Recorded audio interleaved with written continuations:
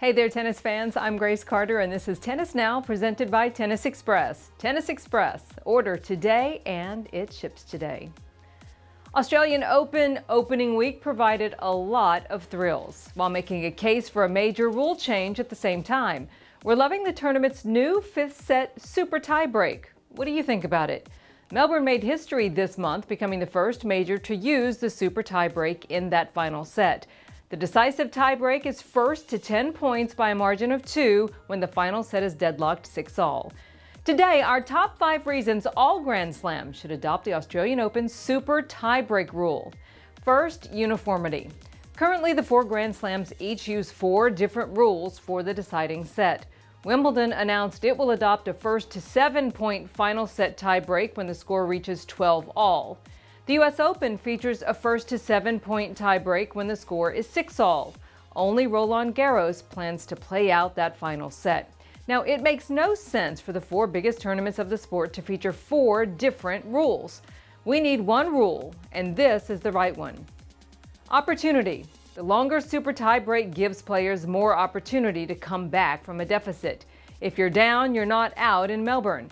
Kei Nishikori won 2 fifth-set breakers, reaching the Oz Open quarterfinals, and he fought back from deficits in both breakers to do it. And then how about health?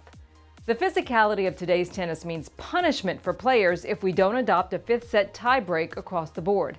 John Isner has said it took him months to fully recover, winning the longest match in tennis history, an 11-hour, 5-minute epic over Nicolas Mahut at the 2010 Wimbledon. No one wants to see players in pain. Applying Australia's tiebreak will reduce injury risk. And then there's fair play. The ATP currently uses the 10-point super tiebreaker in lieu of a third set in doubles matches. The senior circuit also plays a 10-point super tiebreak. The reason it's popular is because it's fair to both the server and the returner, whereas the first to 7-point tiebreak typically favors the bigger server. And topping our list finally, excitement. The tiebreak is a lot more exciting than playing out the set where fatigue or injury actually decides the match. And the super tiebreak is supersized thrills. If you saw any of the tiebreak wins in Oz, including Katie Boulter, Joanna Konta, and Kei Nishikori, who won a 5-set tiebreaker versus Ivo Karlovic and Pablo Carreño Busta, reaching his 4th career Oz Open quarterfinal, then you know what we mean by excitement. So, could the Australian Open tiebreak become the Grand Slam standard? Self-appointed Commissioner of Tennis Johnny Mack says that he has the answer to stop the madness on his Eurosport show. 4 Grand Slams and 4 different rules to conclude the 5th set? Hello? Isn't there a federation here who's supposed to harmonize these type of things? Oh yeah, you couldn't do it. You're too busy selling out the Davis Cup. More than ever, the sport needs guidance and vision.